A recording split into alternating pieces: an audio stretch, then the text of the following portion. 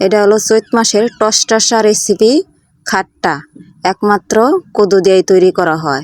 এই খাট্টার রেসিপিটা নিয়ে আইছি হলো দুইটা আপুর জন্য। একটা আপু বলছে খাট্টা আবার কি, আরেকটা আপু বলছে কিভাবে বানায়। তো মূলত তাদের জন্য এই রেসিপিটা আবারও বানানো। এই খাট্টাটা বানানোর জন্য প্রথমে লাগবে কদু। প্রথমে বড় বড় চাকচাক করে কেটে নেওয়া লাগবে, তারপরে ধুইয়া পানি দেওয়া বসাই দেওয়া লাগবে, হালকা করে হলুদ, পরিমাণ মতো মরিচের, তারপরে কিনে আনবেন তেঁতুল, বাড়িতে থাকলেও চলবো। তারপরে কসলায় কসলায় গুলাটা গুলাইবেন তেঁতুলের।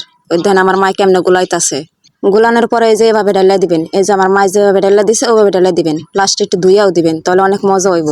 একবার হাইপটা হুইপটা সবকিছু দিয়ে দিবেন, তারপরে একটু গুড়াগুড়ি করবেন, লাড়াচাড়া করবেন।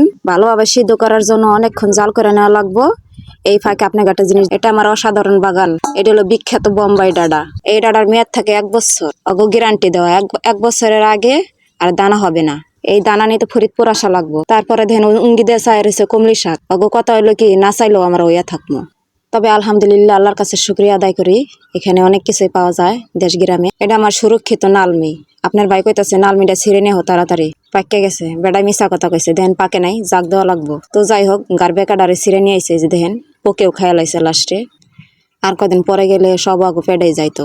আলহামদুলিল্লাহ সবজির আহাল নাই, দেখেন যেহেন মনে হেন উস্তা হইয়া সবজি খেতে নাই দিয়ে আমার মায় বাগাত দেখা লাইছে। তবে আমি দুঃখিত, ওই ক্লিপটা আমার কাছে নাই, কাটটা দিছি। কি কি দিয়ে বাগাত দিছে কইতাছি খারান।